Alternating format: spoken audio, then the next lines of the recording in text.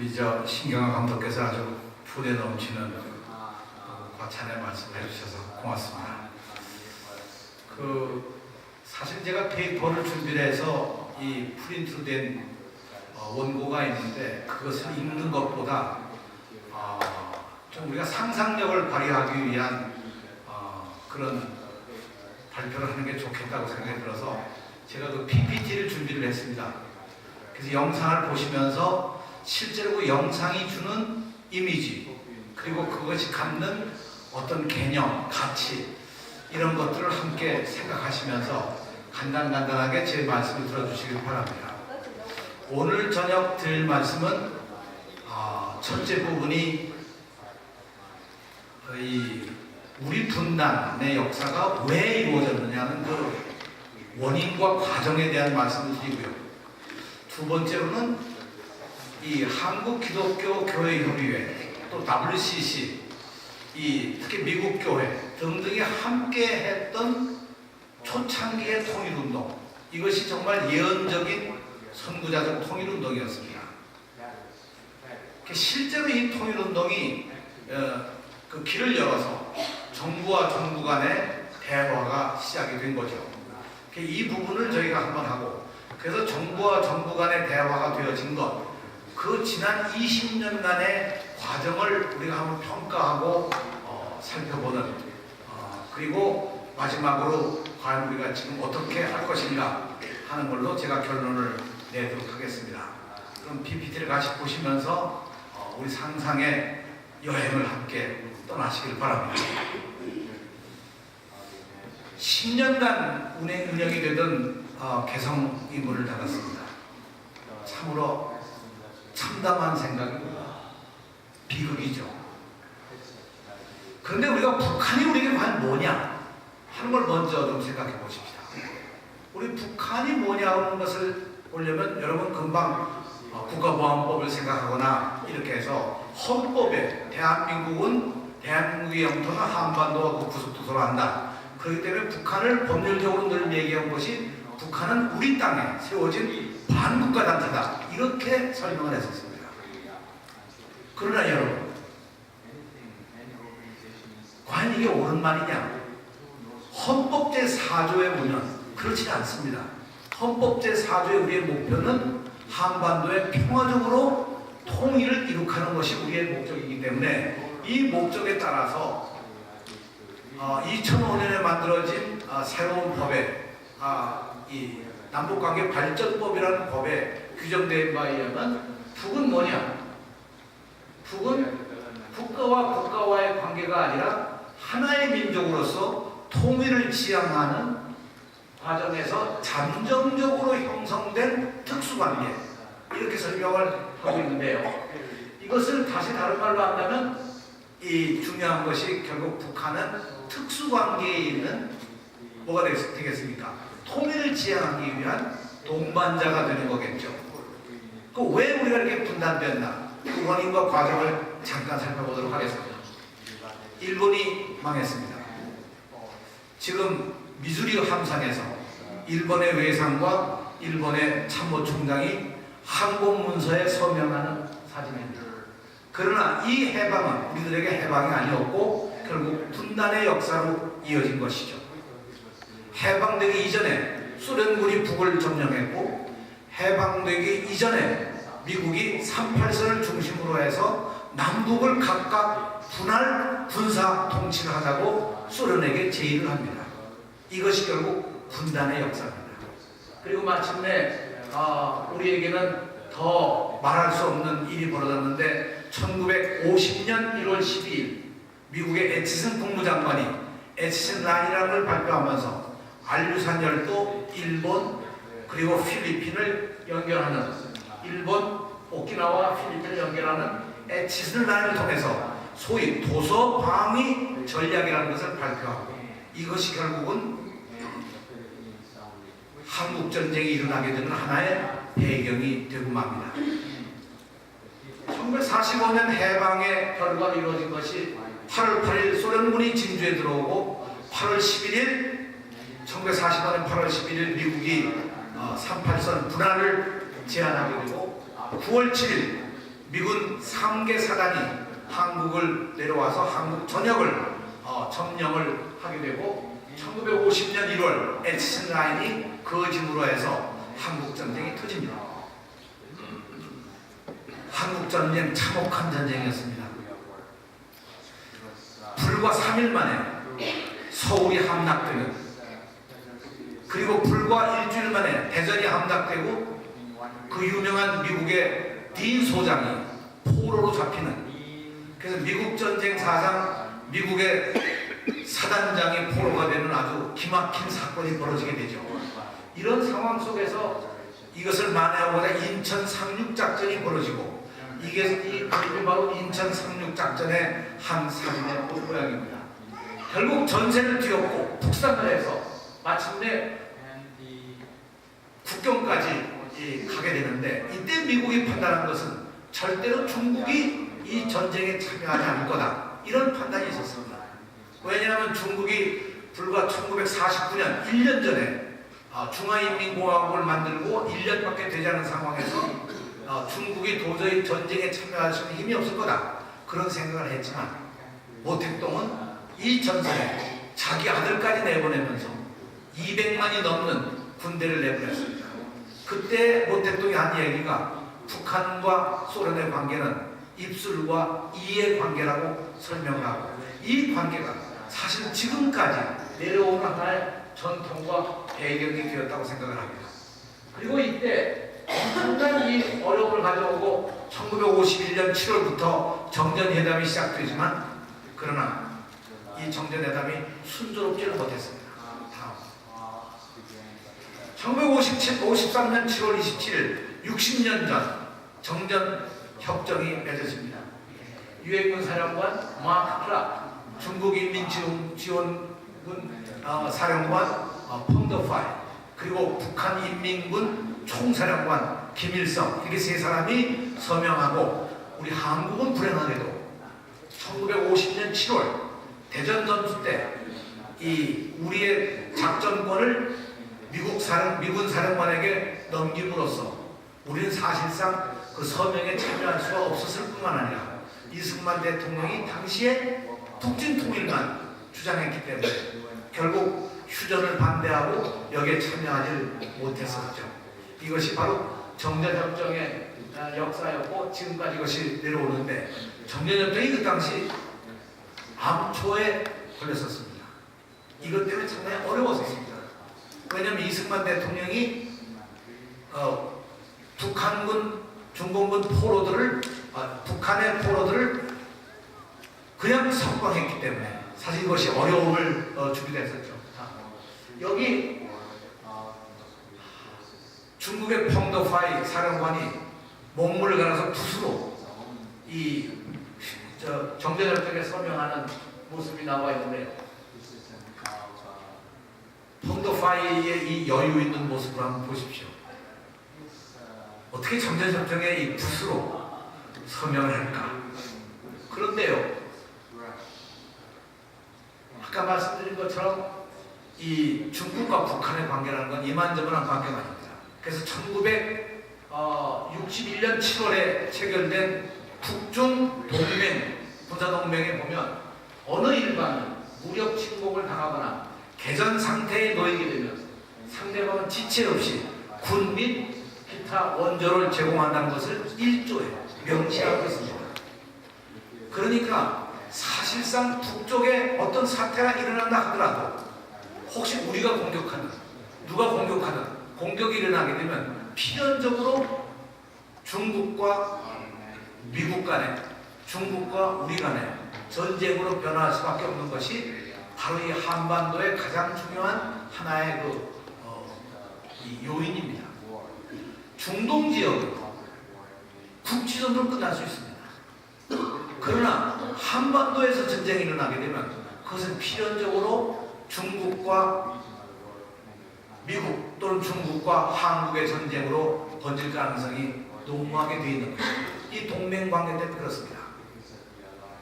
자, 지난 60년 지나온 날들을 돌이켜보면 험악한 것도 많았지만 특히 2010년 이 연평도에 포격 사건이 벌어진 것, 그것이 바로 오늘 우리가 살고 있는 휴전 상태입니다.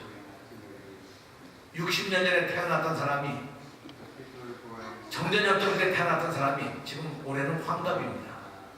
이 끔찍한 이 역사를 어떻게 끝내느냐 하는 것이 우리들에게 있어서 가장 중요한 과제라고 볼 수 있는 것이죠. 분단 냉전 구도, 이것을 변화시키는 것, 그것은 한국 기독교의 행동과 참여의 결과로 이루어졌다고 저는 생각합니다. 이 냉전 분단 구조에 대한 문제, 1984년 도산소에서 WCC가 주최한 한반도 평화와 통일에 관한 협의회가 열리는데요. 이것이 기점이 돼서 마침내 1986년 도산 이 스위스 글리온에서 보전 그림, 네. 한국기독교교회협의 대표와 조선그리스도교연맹 대표가 86년 9월 7일부터 10일까지 스위스 글리온에서 한반도 평화를 위한 이 협의회를 가지게 됩니다. 대단히 중요한 회의였습니다. 처음 만났기 때문에 남북이 다 긴장된 상황에서 만났었고요. 정말 이 회의의 분위기라는 대단했습니다. 북측 대표로 고기준 목사, 김은봉 목사, 모두 지금은 다 고인이 되신 분들입니다. 남측은 여러분도 아마 아실 만한 김소영 예장 총무, NCC 총무, 그리고 감리교회 감독하시는 장기천 감독, 성공회 김성수 주교, 김영태 예장 목사님, 그리고 강문교 YMCA 총무, 이런 분들이 여기 아마 얼굴이 보이고요. 여러분 혹시 우리 미국 친구들의 경우는 박상등 목사나 박경서 박사나 이런 분들을 아마 보실 수 있고, 거기는 오재식 선생도 아마 아시는 분 계시겠습니다만 지금은 세상을 떠나셨죠. 이 역사적인 회의, 이것이 바로 한반도의 역사를 바꿔내는데 결정적인 기여를 합니다. 네. 이 그림은 사실 최근의 그림입니다. 여기에 통역하시는 노정선 교수도 여기 있습니다만 1988년 2월 29일 NCC가 민족의 평화와 통일을 위한 한국기독교회 선언을 만들어냈는데요. 그 20주년이 되는 날을 맞이해서 역사적 의미를 되새기는 자리가 있었는데, 그때 바로 여기에 우리 이 드라프트를 했던 사람의 한 분이신 8분 가운데 한 분이 노정선 박사가 오늘 이 자리에서 통역을 해주고 계십니다. 박수 한번 내주시죠.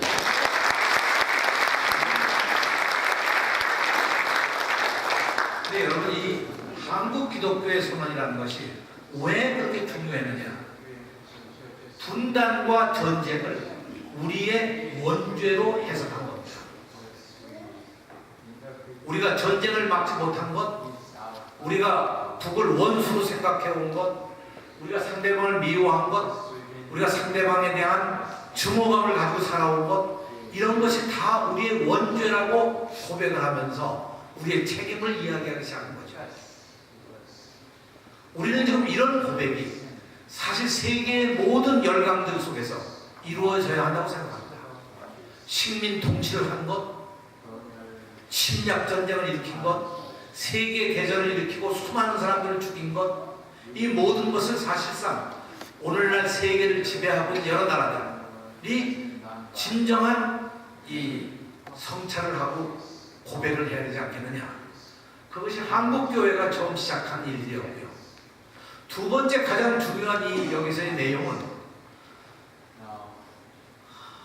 남북이 어떻게 하면 이 문제를 해결할 거냐고 하는 데 있어서 본래 7.4 공동성명, 박정희 대통령 당시 이 1972년 7.4 공동성명을 낼 때 나왔던 3대 원칙, 한반도의 통일은 자주적으로, 평화적으로, 그리고 민족의 힘으로 해야 된다는 이 3개 원칙 이외에 인본주의의 원칙과 민중 참여의 원칙을 이 NCC가 제시한 거죠. 통일은 정부 당국 간의 대화로 되는 것이 아니라 이 민중과 국민 모두의 참여를 통해서 이루어져야 된다고 하는 것이 하나의 대원칙이었고, 이것이 사실 대단히 중요한 의미를 가지고 있었다고 생각합니다. 세 번째 내용 가운데 가장 중요한 것이 이 1945년 해방된 때로부터 50년이 되는 1995년을 희년 주빌리로 설정했다고 하는 것이죠. 이것을 남북이 합의하고 세계교회가 합의했다는 데 의미가 있습니다. 이 1995년을 희년으로 한다는 것, 대단히 중요한 의미를 가지고 있습니다. 이것은 바로 진정한 해방, 진정한 자유, 진정한 평화, 진정한 통일, 진정한 원상 회복을 하는 그런 의미를 이 희년의 신학 속에 담고 있지 않습니까?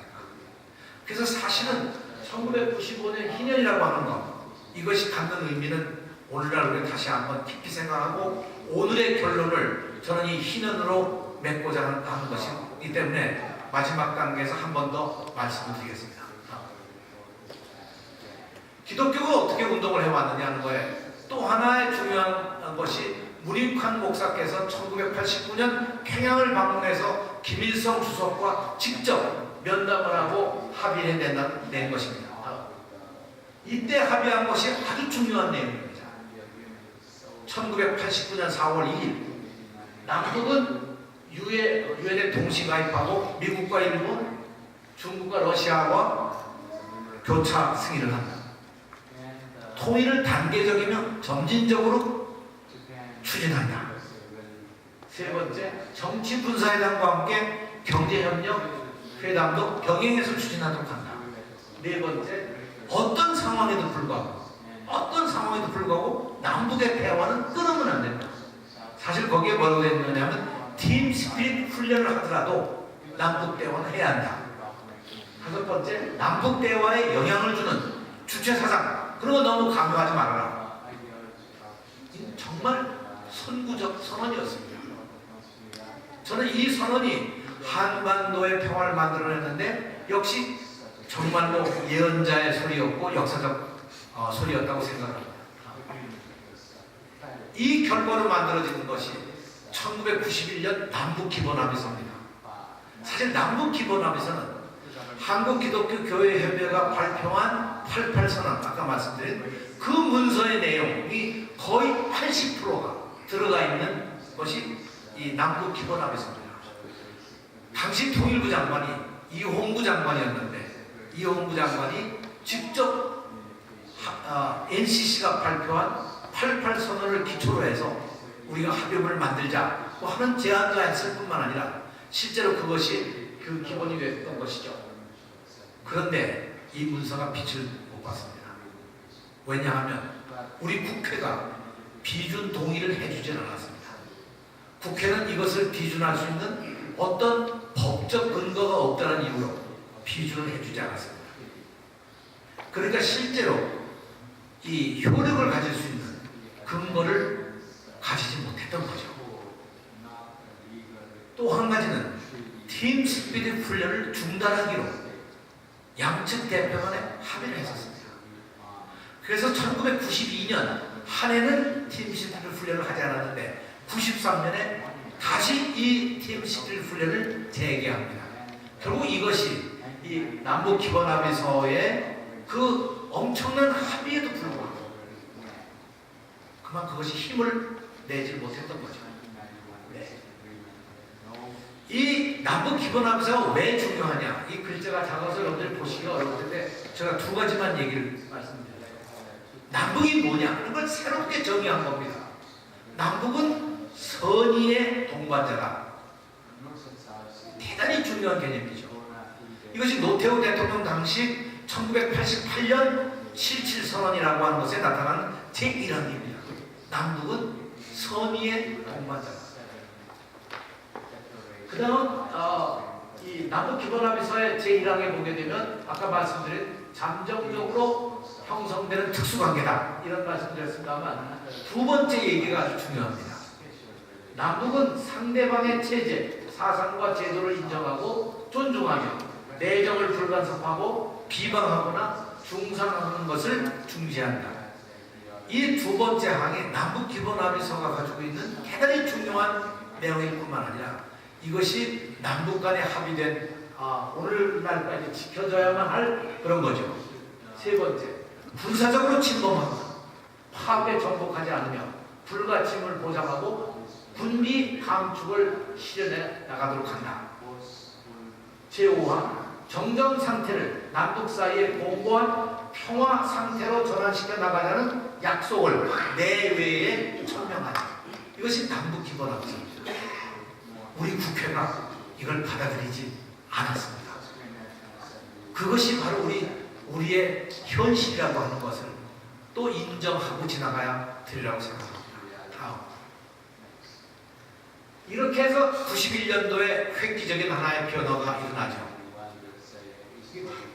사실은 제 USB에서 이렇게 옮기다 보니까 글자가 이렇게 작아졌네요. 그래서 보시기가 어렵습니다만 91년도에 일어난 것이 남한은 중국과 러시아와 외교관계를 수립합니다. 남북이 유엔에 동시가입을 합니다. 한반도 비핵화를 공동선언하고 남쪽에서 있었던 당시의 핵무기 1000기를 핵탄두 1000개를 미국으로 가져오게 됩니다. 더 나아가서 한반도 비핵화, 미국이 국가 이 안보명령 45호로 핵탄두를 철수해 오는 거고요. 마지막으로 아까 말씀드린 남북기본합의서를 만들어내고 러시아와 중국과 외교관계를 정상화하는 거죠. 만일 이때 이 합의대로 미국과 일본이 북한과 외교관계를 정상화했었다면 오늘날 역사는 정말 달라졌을 겁니다. 돈 오버더코라고 하는 미국 학자는 이때 이것을 미국의 배신이라고 설명을 합니다. 1991년 그때 남한이 러시아와 중국과 외교관계를 수립한 것처럼 미국도 북한과 외교관계를 수립했었다면 오늘날 핵 문제가 이렇게 심각하게 그 긴 기간 동안을 악몽 속에 살아오는 것처럼 이런 역사는 없었을 것이죠. 참으로 애석한 일이 바로 이 1991년의 하나의 결과입니다. 1차 북핵 위기가 어떻게 오느냐? 북핵 위기라는 게 왜 만들어졌을까? 영변의 5메가와트 실험용 원자로 이것이 문제였습니다. 이것을 핵사찰을 하기 위해서 IAEA 사찰관을 보내서 핵사찰을 합니다. 핵사찰이 끝났습니다. 그런데 IAEA 측에서 특별 사찰을 더 해야 되겠다. 그렇게 요구를 합니다. 북이 이것을 받아들이지 않았습니다. 그러니까 제재를 가하고 결국은 북에서 NPT를 탈퇴합니다. 그때 팀 스피릿 훈련이 다시 재개됩니다. 이런 상황에서 미국은 그러면 이젠 별 수 없다. 무력으로 영변 핵시설을 두드려 부실 수밖에 없다고 클린턴 정부가 당시에 영변 공격 계획을 진행을 시킵니다. 이것이 결국 전쟁 위기로 끌고 갔던 당시의 북핵 위기, 1차 북핵 위기의 상황이죠. 왜 북핵 위기가 일어났습니까? 여러분 여기 보시면 아시는 바와 같이 팀 스피릿 훈련을 재개하고 결국은 이 북한에 대한 제재를 무력으로 제재하겠다고 하는 이 상황에서 결국은 이것이 악화된 것이 오늘날까지 역사가 아니냐 생각합니다. 이때 여러분 아시는 바와 같이 우리 이 애틀란타 출신인 지미 카러 전 대통령이 북을 방문하고 북에 가서 마침내 모든 문제를 잘 협상을 해가지고 이 제네바 고위급 회담을 열게 되고 제네바 고위급 회담에서 1994년 10월 21일에 제네바 기본합의라는 걸 합니다. 이 제네바 기본합의는 원래 영어의 이름은 Agreed Framework입니다. 하나의 틀을 만드는 겁니다. 이 틀에 담겨있는 내용들이 아주 굉장한 의미를 가지고 있는데 불행하게도 이 합의는 미국 내에서 법적인 구속력이 없는 그런 합의였습니다. 그러나 어떻든 이 합의의 내용은 대단히 중요합니다. 여기서는 경수로를 북에 2003년까지 지어줄 뿐만 아니라 더 나아가서 미국과 북한 간의 대사급 외교 관계를 만드는 것까지 합의를 합니다. 이 합의가 지켜지기 위해서 1997년에 경수로 공사가 시작되고 2002년 8월 3일 첫 콘크리트 타설 작업이 이루어집니다. 이것이 바로 북한 핵 문제를 해결하기 위한 본격적인 논의로 들어갔는데 여기에 그만 사건이 벌어집니다. 다음.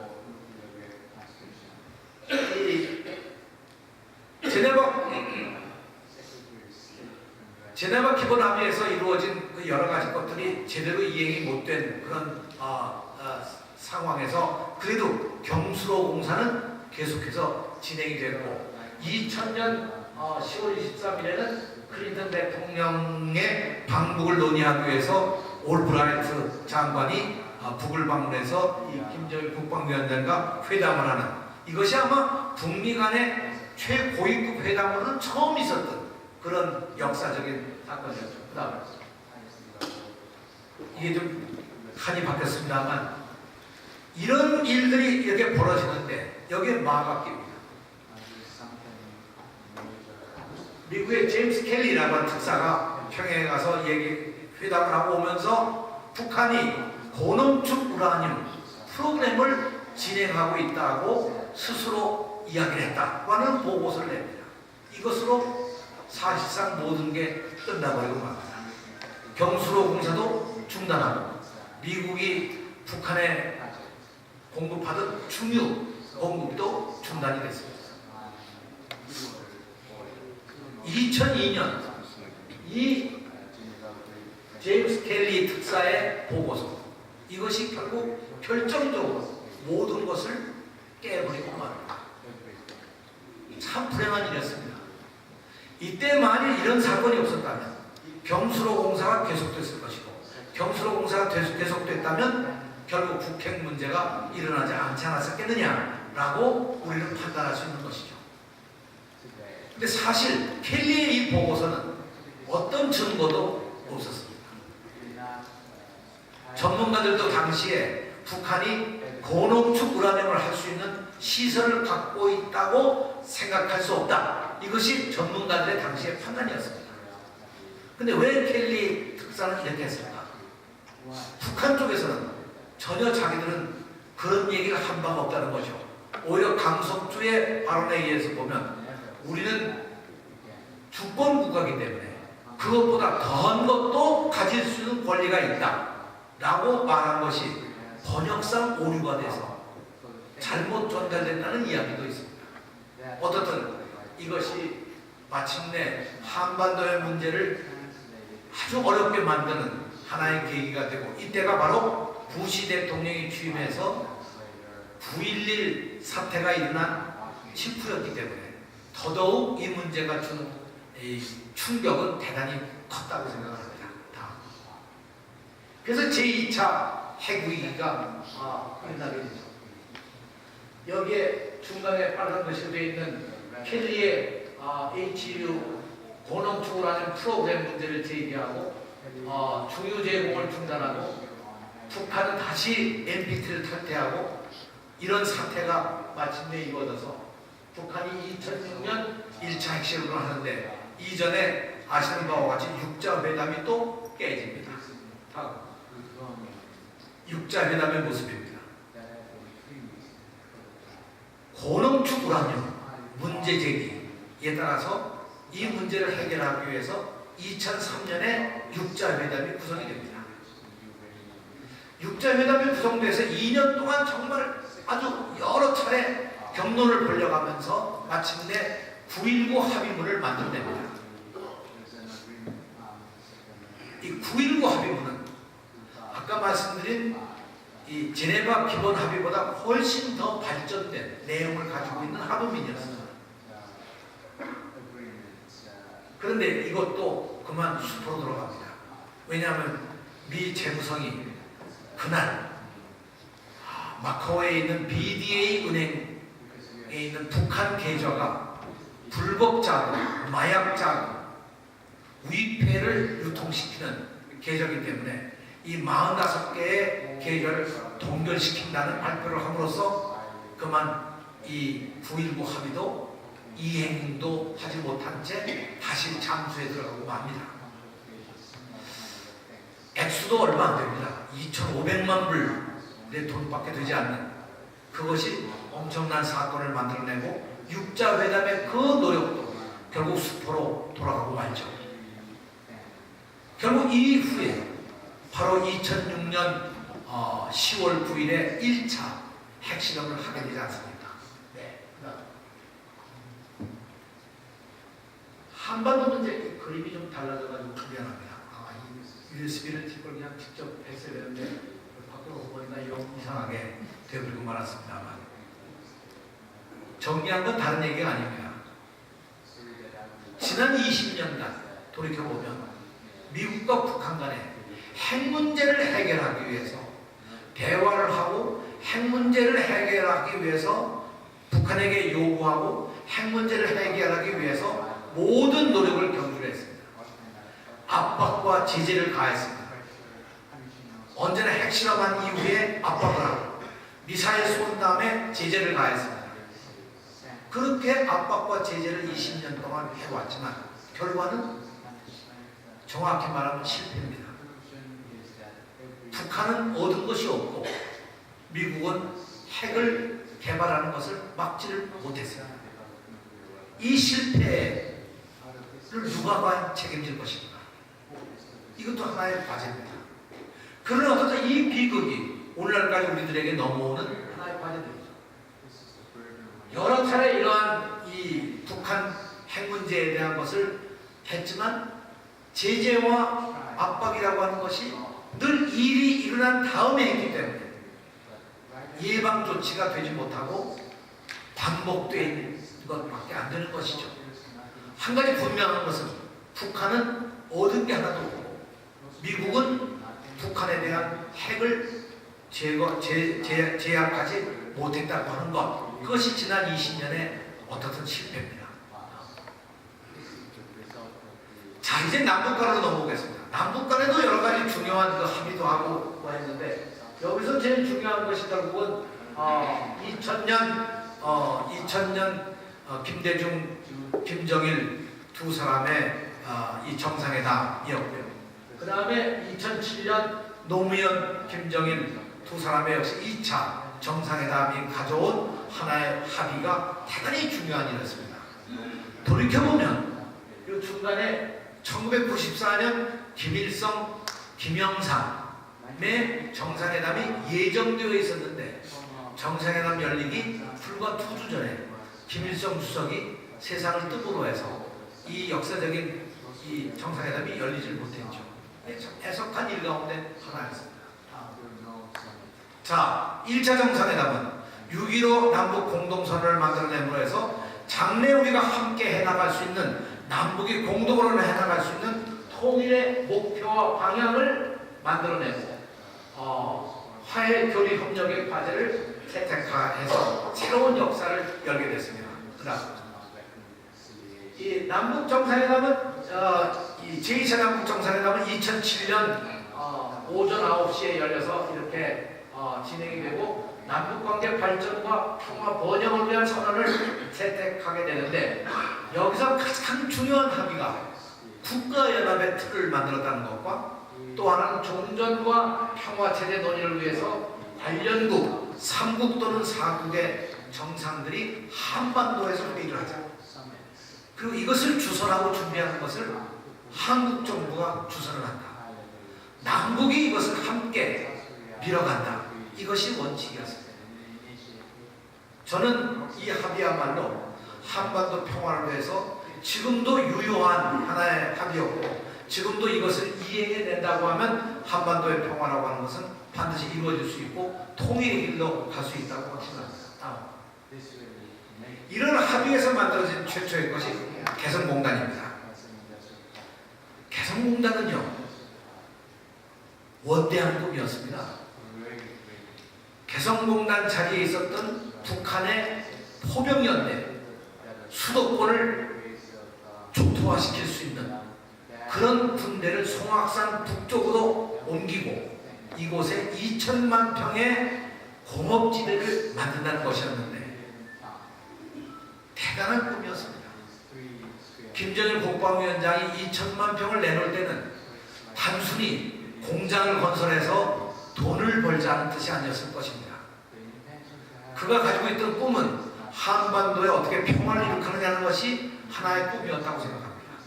실제로 여러 가지 면에서 그런 증언들이 나타나고 있습니다. 원래 계획은 35만 명이 일을 하는 거대한 산업도시를 만들고 이 산업도시가 완성되면 한국에는 1년에 97조의 생산 효과가 일어나고 부가가치로는 25조의 부가가치가 이루어집니다. 엄청난 이익을 남쪽에 남겨줄 수 있는 그런 하나의 공업단지였고 북으로서는 이것이 한반도의 평화를 움직이는 하나의 기지, 군사기지가 평화의 기지로 바뀌는, 그래서 마침내 통일의 길로 갈 수 있는 그런 입장에서 이것이 합의됐다고 저는 생각합니다. 개성은 절대 경제적 이익관계로 보면 안 되고 이것은 한반도의 평화를 위한 평화기지로 봐야 한다고 생각합니다. 저는 성서에 있는 칼을 쳐서 보습을 만든다는 이 이야기가 바로 개성이 주는 교훈이라고 생각합니다. 개성은 곧 군사기지를 평화의 기지로 만들어낸 하나의 대표적인 것이기 때문에 절대로 저것은 지켜져야 되고 다시 문을 열어야 한다고 생각합니다. 이제까지 한 5년간 개성에서 약 한 20억 불 정도의 총 생산량을 만들어냈는데 북한의 이 근로자가 5만 4천 명이 일을 했지만 이것은 돈으로 환산하거나 사람 수로 환산할 것이 아니라 이것이 만들어낸 엄청난 평화의 결과가 과연 액수로 따지면 얼마가 될까? 여러분 한번 상상해 보십시오. 지난 기간 동안 남북이 만들어왔던 그 평화의 가치가 돈으로 환산한다면 20억 불이 아니라 200억 불, 2천억 불의 가치가 있었다고 저는 그렇게 판단을 합니다. 개성공단의 현재 오늘의 상황을 간단히 설명을 하고 있는데 여기서 다른 건 설명할 게 별로 없겠습니다만 한 사람이 132달러를 월 받는다고 나와 있습니다만 한 사람이 주당 일하는 시간이 60시간이 넘습니다. 그렇게 생각해보면 132불이라는 것이 저게 사실상 수치로 볼 문제가 아니죠. 사실은 중국의 중국 사람들에게서 근로자들에 대한 임금도 지금은 250불 내지 300불이 됩니다. 그래서 사실 이것은 굉장히 낮은 임금이죠.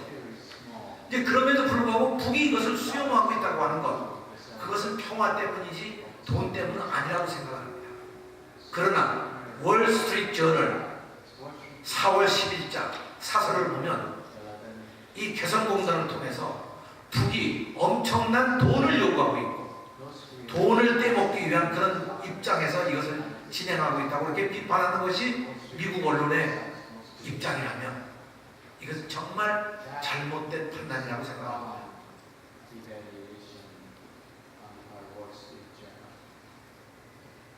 근로자들이 출퇴근하는데 5만 3천 명이 263대의 버스로 출근을 합니다. 조그만 버스입니다.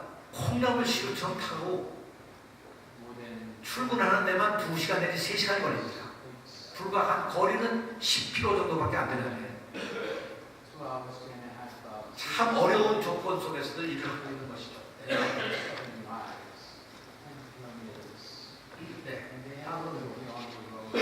다음은 금강산 관광입니다. 금강산 관광은 2003년 9월부터 육로관광이 시작해가지고 2007년 7월부터는 내금강까지 관광코스가 열렸고 2005년 100만 그리고 중단될 때까지 거의 200만 명이 금강산을 갔다 옵니다. 오늘 아침에 미국 성공의 그 프라이메이트이신 쇼리 대주교의 표현도 바로 이 금강산을 다녀오고 그 감동과 감격을 이야기했습니다만 금강산을 다녀온 200만 명은요 그들 마음속에 가지고 있는 정말 진정한 금강산의 아름다움이 아니라 이렇게 함께 왕래할 수 있고 만날 수 있고 이야기할 수 있다는 그 아름다움을 더 마음속에 간직할 수 있는 것이죠. 이 만남과 교류, 이것이 결국 우리에게 평화를 만들 수 있는 힘이 아니겠습니까? 철도도로, 6.25 전쟁 때 끊어졌던 철도도로를 이 동해선과 이 경의선에 연결을 하는데, 이 연결하는데 이 경의선 경우는 불과 휴전선을 중심으로 해서 27.3km, 그리고 동해선은 이 분사분계선을 중심으로 하지 않고 다 합해가지고 25.5km, 얼마 안 되는 거리지만 이 25km, 23km 이것을 연결할 때까지 무려 우리가 수십 년을 기다린 것이고, 이 연결은 곧 남북의 동맥을 연결하는 것과 같은 의미를 가지고 있었습니다. 대단한 일이었습니다. 돈이 약 7,778억 원이 들어갔습니다만 돈의 문제가 아니고 이것이 갖는 그 남북 간의 의미라는 건 엄청난 것이죠. 사실 제가 장관 왔을 때 이 준공식을 다 하고 남북 열차 시험 운행을 할 때 제가 가졌던 그 감동은 정말 말할 수 없었습니다. 다음,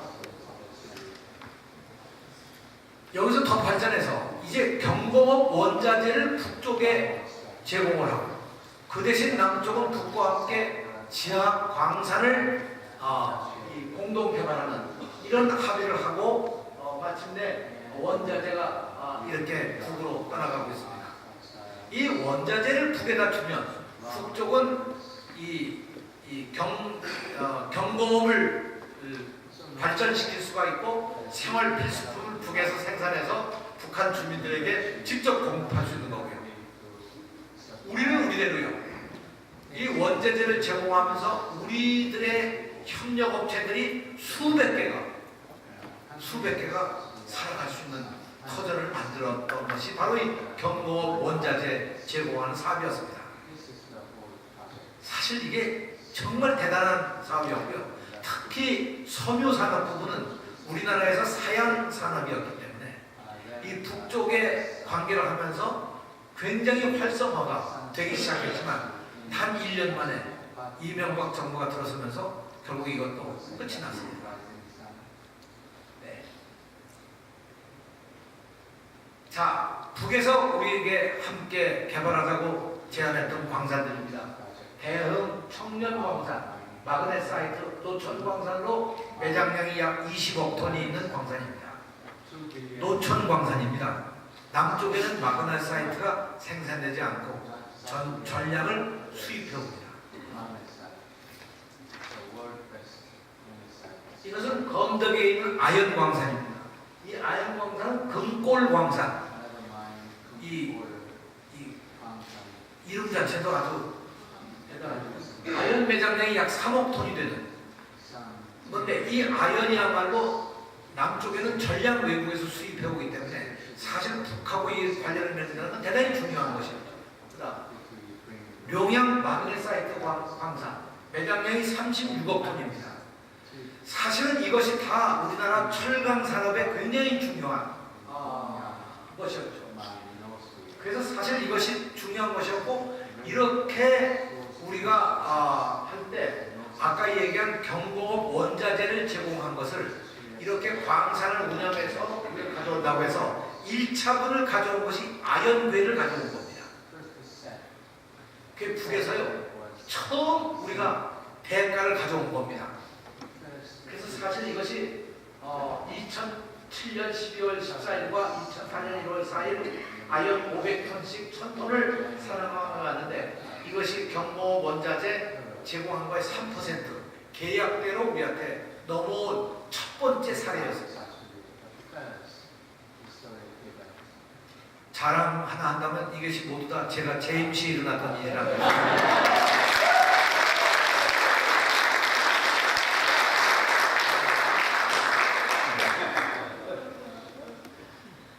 저는 남북의 이익을 위해서 활동을 했지 다른 목적이 아니었습니다. 얼마나 이게 참 대단한 일 아닙니까? 아연괴 1000톤을 우리가 계약대로 받아왔다. 이게 계약이 이행된다고 하는 것, 합의가 이행된다고 하는 아주 산 증거입니다. 네. 정상회담에서 약속한 것 가운데 하나가 개성공단 100만 평이 아니라 그 다음 2단계 250만 평을 개발한다고 하는 것이 약속이었습니다. 그래서 이명박 대통령 후보가 당선된 직후인 바로 12월 17일 날, 그 추위의 날이지만 250만 평에 대한 측량과 지질 조사를 하는 착공식을 하는 것을 개성에서 벌였죠. 이것도 이걸로 끝났습니다. 더 이상 진척이 되지를 못했죠. 저는 이것이 참으로 안타까운 일이었습니다. 이것을 막을 이유가 사실 없었는데 어떻든 이명박 정부는 철저하게 이걸 다 막아서 결국 진척을 보지 못하게 만든 것인데, 이명박 대통령이 오이사 조치를 하면서 남북관계를 완전히 무너뜨리고 6.15 선언, 14선언 모두 다 폐기 처분하고 대북 인가공 사업, 대북 수출 사업 다 망가지고 그 손실은 전적으로 우리한테만 돌아온 것인데, 이게 다 중국으로 넘어가는 바람에 북한은 손해날 건 없었고 결국 맞은 사람은 안 아프고 때린 손만 아픈 그런 결과를 가져온 셈이죠. 네. 자, 이게 다 문제가 되는 것이, 가장 큰 문제가 여기서 벌어집니다. 지난 20년간, 아니 때를 따진다면 1976년부터니까 약 한 40년, 50년간 한반도에 급변 사태가 일어날 때 그 대비하는 한미 군사훈련이 있어 왔습니다. 이 급변 사태라는 게 뭐냐면, 첫째, 북한의 정권이 붕괴됐을 때, 두 번째, 북한의 내전이 일어났을 때, 세 번째, 한반도에 전쟁이 일어났을 때, 이 세 가지가 급변 사태인데, 이럴 때를 대비한 핵전쟁의 대비가 바로 이 군사훈련이고, 오늘날 마지막에 이 여러 차례 이 이름이 바뀌어서 처음에는 팀 스피릿, 그 다음에 RSOI, 그 다음에 Key Resolve, Fall Eagle 이렇게 이름이 바뀌어 왔는데, 이 군사훈련 가운데 금년도의 한 군사훈련이 가장 강력하고 가장 공격적이고 가장 공개적으로 한 군사훈련이었습니다.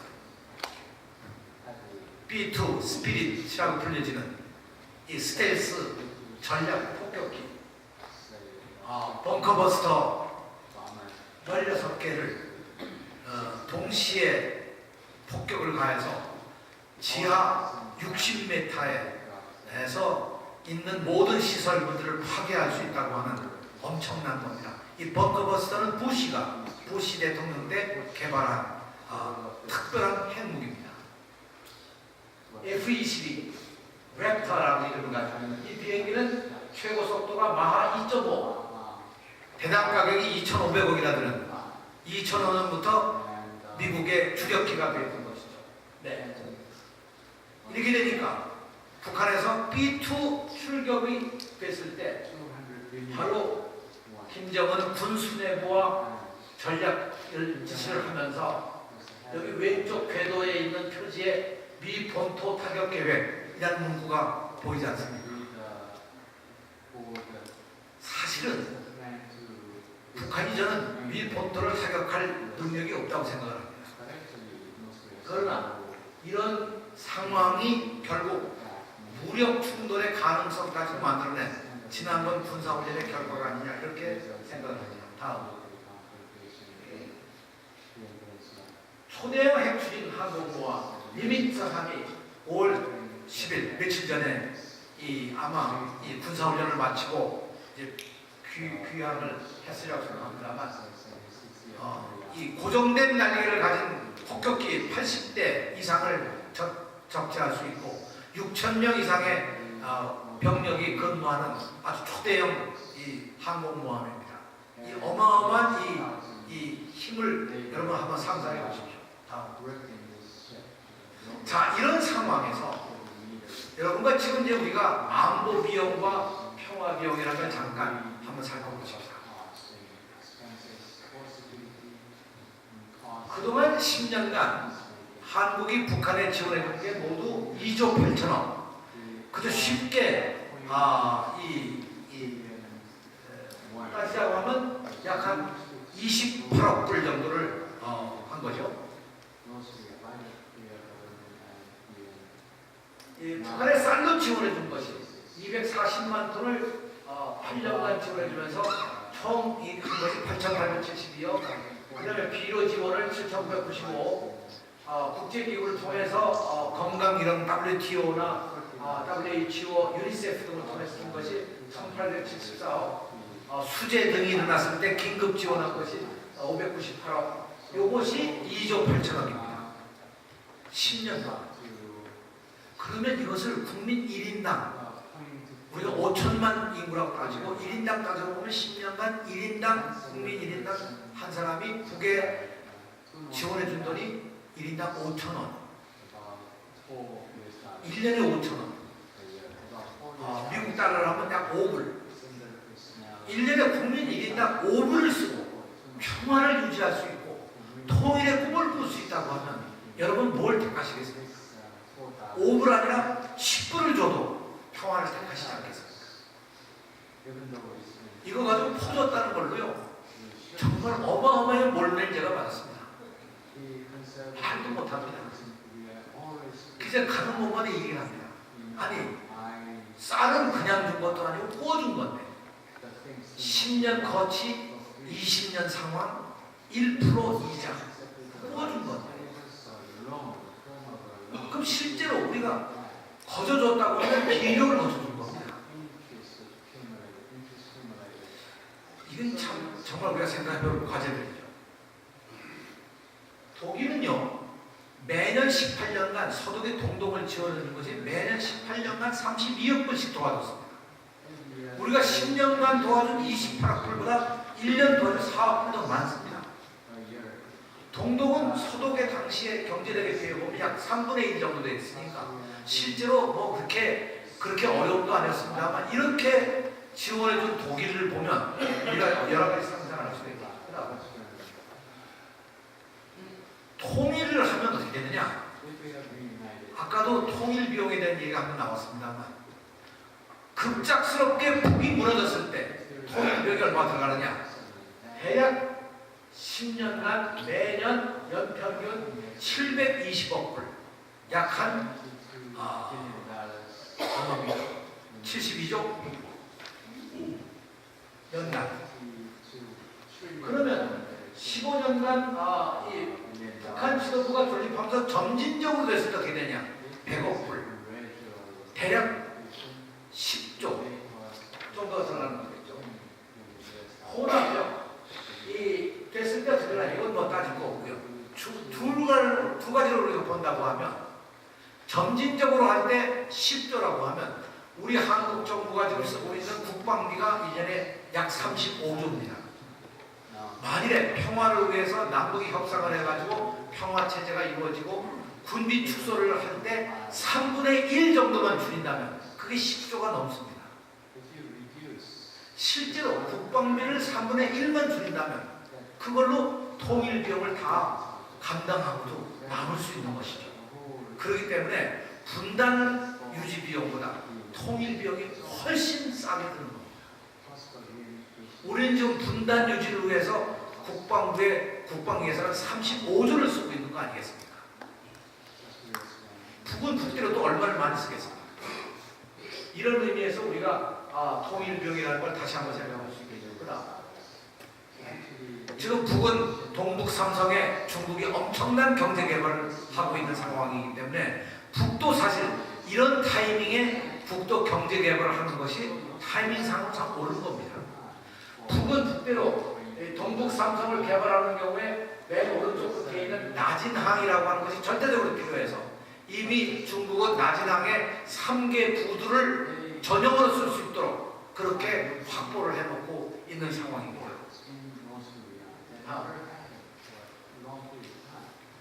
북중 교역량을 여기 잠깐 내가 설명을 올린 이유가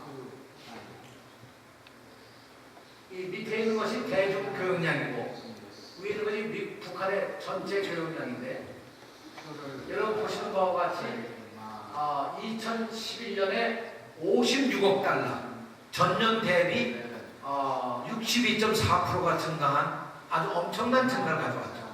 이 왜 이렇게 되느냐? 이것은 남쪽과 교역을 하는 것이 오해선 조치로 중단되니까 그 전량이 다 중국으로 넘어간 겁니다. 그래서 벼랑 간에 62%가 중국과 북한 간의 무역량이 늘어난 거죠. 근데 중요한 거는요, 이 수출이 107.4%입니다. 증가된 것이. 그리고 수입이 38.9%, 38.5%.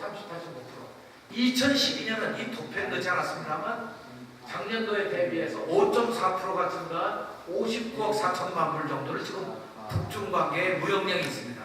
이런 무역 관계이기 때문에 이제까지 아까 말씀드린 바와 같이 경제적 제재, 압박을 가하더라도 북한은 중국이 옆에 있는 한 어려움이 없게 되어 있습니다. 그렇기 때문에 압박과 제재라는 방법으로 한반도 문제를 풀 수가 없다는 것이 명백해지는 것이죠. 이것은 무산 광산입니다. 북한이 최고로 자랑하는 무산에 있는 이 철광 광산인데 노천광이고 아시아 최대의 노천광으로서 매장량이 13억 톤으로 얘기하고 있는데요. 어마어마한 광산입니다. 저것도 매장량이 저렇게 나와 있지만 얼마인지 모릅니다. 어떤 사람들은 평가에 따라서 여기에 매장량의 값을 환산한다면 우리 돈으로 약 2경 정도가 되리라고 평가하는 사람도 있습니다. 2경을 도덕하실 수 있는지 잘 모르겠습니다. 중국이 50년 채굴권을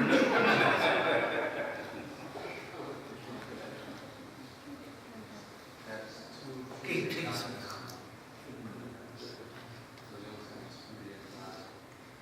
결국 북미 간의 긴장 상태 속에서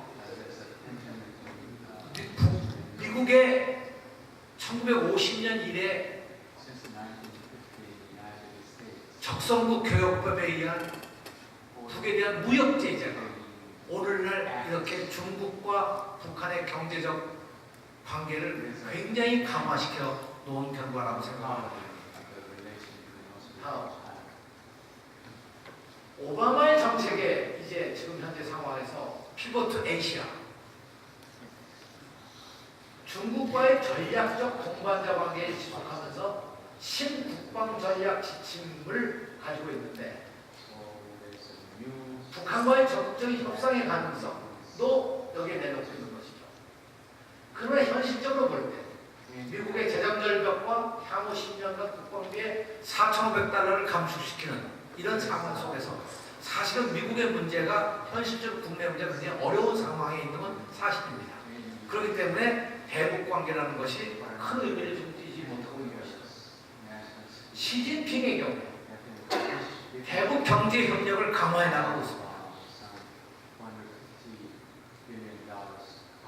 육자회담을 통한 한반도 문제 해결을 추진하고 있지만 육자회담은 다시 열리기는 하면 어려울 거라고 판단됩니다.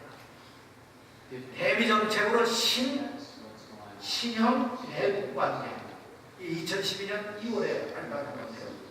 여기에서 존중과 신뢰에 기초한 협력 관계를 가자. 존중과 신뢰라는 이 신뢰의 두 번째 신뢰라는 것이 군사적 관계를 의미합니다. 이런 관계를 가져간다. 그럼 이렇게 볼 때 중국과 이 미국과의 관계라고 하는 것이 우리가 대단히 주목해야 될 관계입니다. 아까 말씀드린 것처럼 중동 지역은 강대국과 강대국이 마주치는 현장이 아닙니다. 그러나 동북아는 소위 우리가 얘기하는 G2, 미국과 중국이 직접 마주칠 수 있는 그런 현장이기 때문에 이 문제가 대단히 중요한 의미를 가지고 있는 것이죠. 그런 의미에서 사실은 여기에 왜 이렇게 됐을까? 이거 한번 우리가 돌이켜볼 필요가 있습니다. 저는 지난 20년 동안의 경험을 우리가 돌이켜보면 미국이 북한의 핵 개발을 막을 수 있는 기회가 있었다고 생각합니다. 그러나 그것이 의도적으로 했건 또는 의도적이 아니었건 어떻든 북한은 핵을 개발할 수 있었고 미국은 그것을 결국 막지 못했던 것이죠. 그럼 미국이 막을 수 있었는데 안 막았었을까? 아니면 미국이 왜 그랬을까? 정말 미국의 진정한 의도, 미국의 정말로 밖으로 나타난 전략이 아니고 미국이 가지고 있는 진정한 정책과 미국의 진정한 의도, real intention은 과연 무엇이었습니까? 우리 같이 남북 관계를 전공하는 사람 입장에서는 그걸 한 번쯤 생각하지 않을 수가 없습니다. 우리는 여기에서 또 한 가지 중요한 점을 하나 더 생각하고 지나가야 되는데, 남쪽의 대화는 성공적으로 이루어졌던 이유가 뭘까? 가령 한국기독교교회협회가 주관했던 이 88 선언으로부터 이 글리온 회의 혹은 남북 기본합의서, 2000년 이 김대중 대통령의 6.15 공동선언, 2007년 노무현 대통령의 14.3선언, 여기에 관통하는 가장 중요한 핵심은 민족의 가치와 민족의 개념이었습니다. 민족이 함께 공존하고 함께 동반자가 되어야 되고 함께 평화를 만들어가야 하는 그런 민족이 중심이었다면, 미국과 북한 간의 거래 혹은 회담에서 이루어졌던 것은 항상 그 한가운데 핵 문제가 있었고, 핵을 매개로 해서 북미 관계를 정상화한다는 하나의 거래, 딜이 있었던 것이죠. 그렇게 보면 앞으로의 경우도 핵 문제를 전제하는 한 회담은 성공하기가 어렵고, 아무리 합의해도 그것을 이행하기가 어렵다는 겁니다. 그게 우리의 경험입니다. 이명박 대통령도 비핵이라고 하는 핵 문제를 전제했기 때문에 결국 남북 관계를 하나도 풀지 못한 채 엉망을 만들어 놓고 끝나지 않았습니다. 또 하나 우려하는 것은 이번 한미 정상회담에서도 역시 박근혜 대통령과 오바마 대통령 간에 핵 문제가 가장 한가운데 서 있었기 때문에 결국 이것도 또 하나 앞으로의 전망을 흐리게 하는 경우라고 생각합니다. 오늘 우리의 과제가 뭘까? 첫째, 평화 체제를 논의해야 되겠습니다. 이것이 우리들에게 하나의 과제입니다. 북한의 핵 문제도 더 이상 확산시키지 않는다든가, 더 이상 핵 개발을 하지 않는다든가 하는 것이 중요한 과제가 되어 있을 겁니다. 두 번째, 종전과 평화 협정을 위한 논의가 당연히 중요한 과제가 되어오죠. 오늘 아침 우리 이 발표, 두 분의 발표에서도 여러분이 느끼신 것처럼 종전과 평화체제의 논의라는 건 대단히 중요합니다. 그 평화를 만들기 위한 노력을 해야 되는데, 여기서 가장 중요한 것은 당사자인 남북이 어떻게 이것을 만나서 해결해 가느냐 하는 것이 중요한 과제라고 생각합니다. 그 다음 한국 교계와 미국 교계가 함께 한반도 평화를 위한 연대를 강화하고 구체적인 통일 기반을 만들어가는 것, 굉장히 중요합니다. 1986년 글리온 제1차 회의가 이루어진 것도 미국 교회와 한국 교회의 합의와 노력에 의해서 만들어진 하나의 결실이었습니다. 그런 의미에서 다시 한번 이 위기 상황에서 한국 교회와 미국 교회가 함께 이 위기를 돌파할 수 있는 지혜와 믿음과 행동을 이제 해야 될 때가 아니냐, 그것이 우리의 과제라고 생각합니다. 네 번째, 북한의 교회와 여전히 우리는 끊임없는 교류 협력, 경제교류 협력을 통한 미국과 한국 교회가 함께 노력하는 것이 있어야 된다는 생각을 하고요. 마지막으로 기존의 합의사항, 남북의 합의든 북미 간의 합의든 육자의 합의든 기존의 합의사항을 지켜낼 수 있도록 촉구하는 과제가 우리들 앞에 있다고 생각합니다. 네. 그 다음 2012년 서울의 모습입니다. 정말 정전협정 60년이 되어있는 오늘 돌이켜보면 전쟁의 폐허라는 건 찾아볼 수 없고 대단히 발전된 서울의 모습을 볼 수가 있죠. 이것이 진정한 평화인지는 모르겠습니다만 이 평화를 지키기 위한 우리의 노력이 필요하죠. 네. 2012년 평양의 모습입니다. 역시 정전협정 60년이 지나서 전쟁 60년이 지난 오늘날 평양의 모습은 과거의 그런 모습을 볼 수가 없고 대동강이 유유하게 흐르고 오른쪽에 있는 높은 빌딩은 작년에 준공을 한 40층짜리 주거 아파트 14동의 새로운 모습이고 가운데 뾰족한 것이 유경 호텔을 완성해 놓은 그런 모습입니다. 이 평양의 모습을 보면서 저는 어떻게 우리가 전쟁 이후에 우리가 일궈온 모든 평화적 결실들을 어떻게 우리가 유지 발전해 나가느냐 하는 것이 우리들에게 하나의 과제가 아니겠습니까? 네. 우리에게 오늘날 필요한 건 과연 뭘까? 저는 이제 여러분에게 말씀드리고 싶은 것은 88년 한국기독교교회협의회가 발표했던 88선언을 잇는 제2의 한국기독교의 선언이 반드시 나와야 한다는 것입니다. 이 선언은 과거 20년 동안의 실패를 깊이 성찰하고 이것을 해결할 수 있는 아주 현실적이고 아주 구체적인 그런 안들을 담은 제2의 선언이 나와야 되지 않느냐.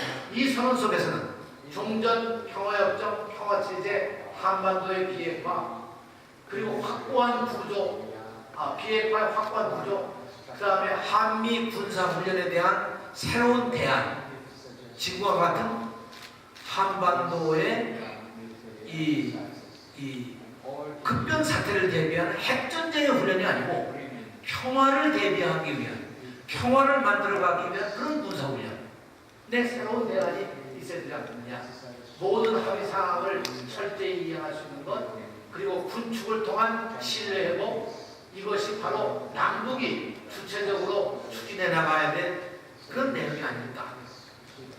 마지막 제가 드리고 싶은 말씀은 정말 이제는 통일을 논의나 선언에서 그치지 말게 이제 본격적인 통일 운동을 우리가 펴나가야 하는 것이 우리들의 과제가 아닐까 이렇게 생각을 해봅니다. 저는 오늘 이 강의를 아버님, 이번 생신 때 뭐 해드릴까요? 선물은 무슨 괜찮다니까. 근데 옆집 김영감은 요번에 아들내미가 임플란트를 해줬는데 너무 좋다더라. 뭐 꼭 해달라는 건 아니다. 여러분의 밝은 미소를 위해 믿을 수 있는 진료, 친절하고 편안한 개인별 맞춤 시술, 최신 치료 장비, 아늑한 공간, 실력과 집념으로 하나가 된 우수한 치료 인력으로 최고의 치료를 약속합니다. Happy Dental Planner, 하일랜드 치과. 하면서 하나 아주 우울한 얘기를 하나 드린다면 제가 장관으로 딱 취임하면서 가보니까 통일교육원에서 통일교육을 시키는데 그 제목이 뭐냐면 안보교육이었습니다. 안보교육. 그래서 제가 스태프를 불러다가 아니 무슨 통일교육이 안보교육을 시키느냐. 그것은 당연히 평화교육을 해야지 어떻게 안보교육을 하느냐. 장관의 한마디에 저희 스태프가 돌아가서 그날로 안보교육을 모두 통일교육으로 다 바꿨습니다. 안보교육을 평화교육으로 모두 바꿨습니다. 제가 2008년 2월 말에 장관을 그만두고 나와서 이명박 정부가 들어서서 후임 장관이 왔습니다. 후임 장관이 와서 제일 먼저 한 일이 뭐냐? 평화교육을 다시 안보교육으로 바꿔놓는 것이었죠. 안보와 평화. 참 이것이 같은 것인데 어떤 의미에서 보면 대단히 거리가 먼 그런 방법론적인 것이 다른 관점이 다른 것이라 볼 수 있는 것이죠. 이런 점에서 우리가 정말 평화를 위한 우리의 노력 그것은 평화 운동으로 번져서 이제 정말 평화를 정착시키기 위한 우리의 노력이 있어야 한다고 생각합니다. 여러분 경청해 주셔서 고맙습니다.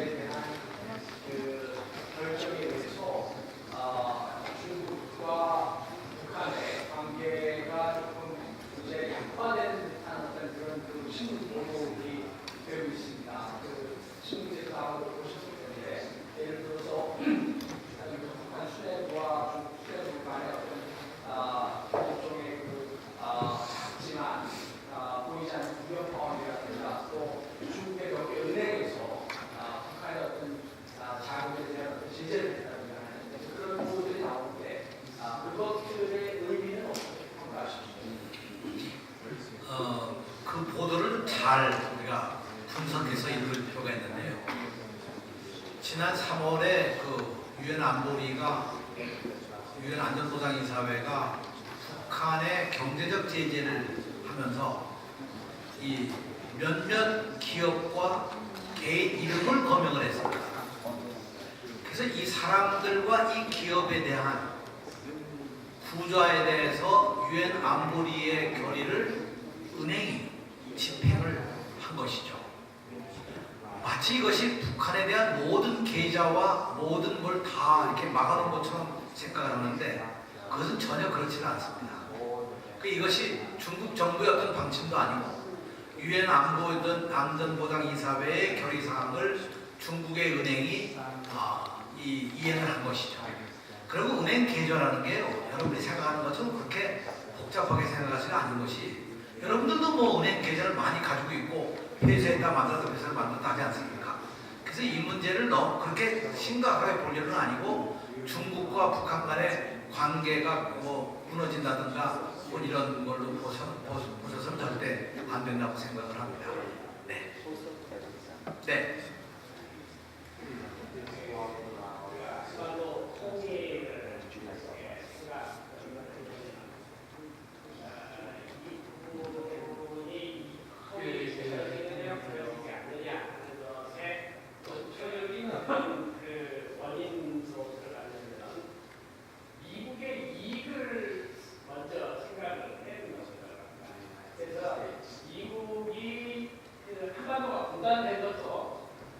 분단되고 그다음에 전쟁을 계속해 것도 원래적으로 생각을 하면 미국의 이익이 있었기 때문에 X9도 그렇게 그러지고, 그런데 지금 지금 한반도가 이런 남과 북은 14선언을 하고 그다음에 6.15선언을 하고 그러지만 그것이 안 지켜지고 미국이 그걸 엔도스도 안 하고 미국이 계약을 깨뜨리는 그것은 한반도가 분단된 상태로 남아있어야 미국과 연결되어 있는 게 미국의 군수산업이라든지 이런 게 연결되어 있기 때문에 북한은 한국에 뭐 10몇 개 정도의 핵무기 갖고 있는 것이 좋고, 그렇게 되면 미국으로서는 경제력이 있는 대한민국의 핵무기 아니 다른 군사무기, 첨단무기를 팔아먹을 수도 있고, 그것이 그 긴장의 파고를 동아시아까지 이렇게 확산시키면 일본에나 다른 곳에도 그렇게 팔아먹을 수도 있기 때문에 미국의 이익이 있는 한, 이익이 앞으로 보장되어 있는 한 결코 한반도는 통일에 이룰 수 있는 어떤 그것은 없다고 생각을 합니다. 한 가지 부분을. 두 번째는 만일 절대서는 북한은 핵무기를 포기하지 않으리라고 생각을 합니다. 이런 가운데서 평화협정이라든지 평화체제 이걸 한다고 하는 것은 한 걸음도 못 나가는데 두 걸음 못 나가는데, 그래서 이것을 포괄적으로 한꺼번에 할 수 있는 방법이 우리가 이게 넘어야 할 한 선이 뭐냐면 북한의 핵무기를 인정하는 겁니다. 두 번째는 그리고 평화협정을 맺고 세 번째는 비핵화를 하는 그런 단계로 가는 것을 포괄적으로 한 단계로 하나로 이렇게 협약을 해야 된다.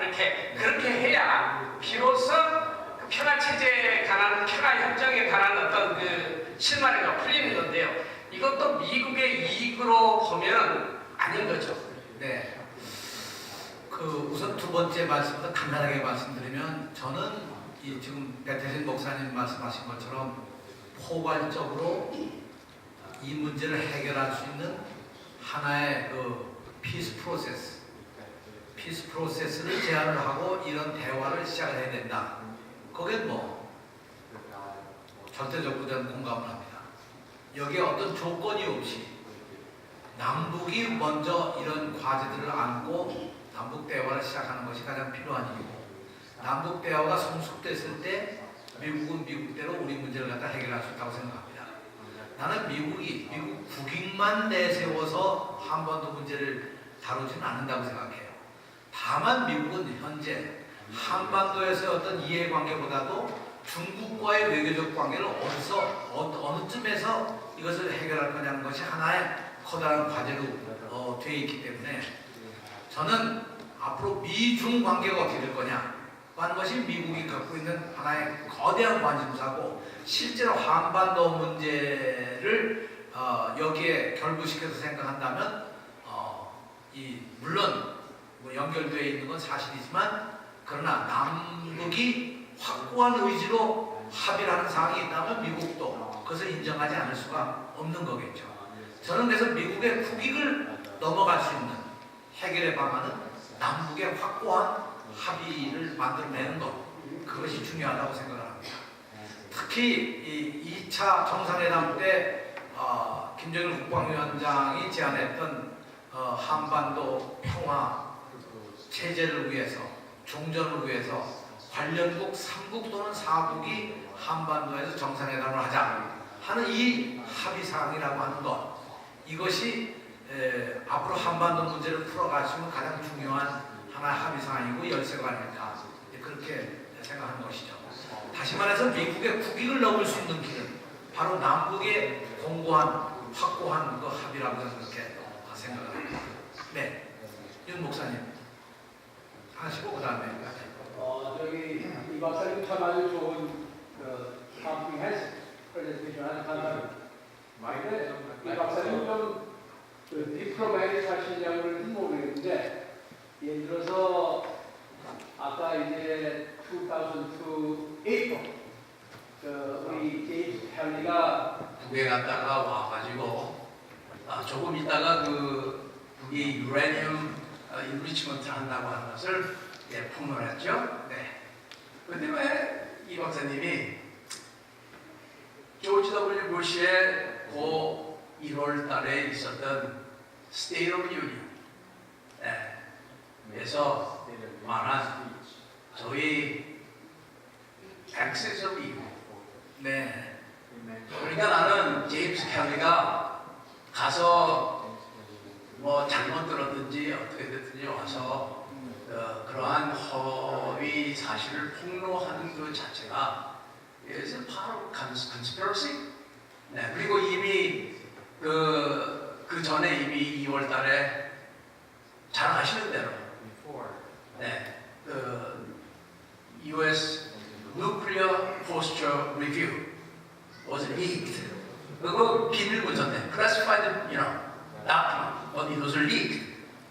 And 그 2002 Nuclear Posture Review에 의하면 US was about to have a preemptive strike any place with, nuclear arms. Russia, China, North Korea, Iran, Iraq, and Libya, and I think about 7 countries. That was leaked. Okay. 왜 그런 거를 조금 미국에 오셔서 말씀하시는데 조금 디플로마틱 하셔서 그런지 왜 그런 걸 좀 지적해서 꼬집어 주시지 않았는지. I just wonder. 아주 좋은 보완적 말씀을 해주셔서 고맙습니다. 저는 오늘 이야기의 가장 핵심은 지난 20년간 핵 문제가 결국 실패한 가장 중요한 과정 중에 하나가 결국은 선핵 폐기, 핵을 먼저 폐기해라 이런 전제를 내걸고는 절대로 이게 해결할 수가 없다는 거죠. 여기에 제가 핵심을 두고 오늘 말씀을 드렸고요. 지금 윤 목사님 말씀하신 그런 내용들 가운데 가장 중요한 것이 이 선제공격 정책.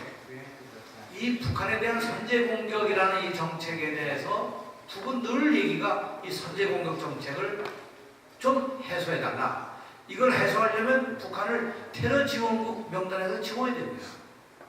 그 사실 2007년 11월에 합의가 됐고 이것이 미국 의회까지 보고가 됐는데 그때 마지막 순간에 가서 이 선거가 되고 뭐 어쩌고 그러니까 이것이 행정명령으로 조치가 되지 않아가지고 그냥 살아있는 겁니다. 지금까지.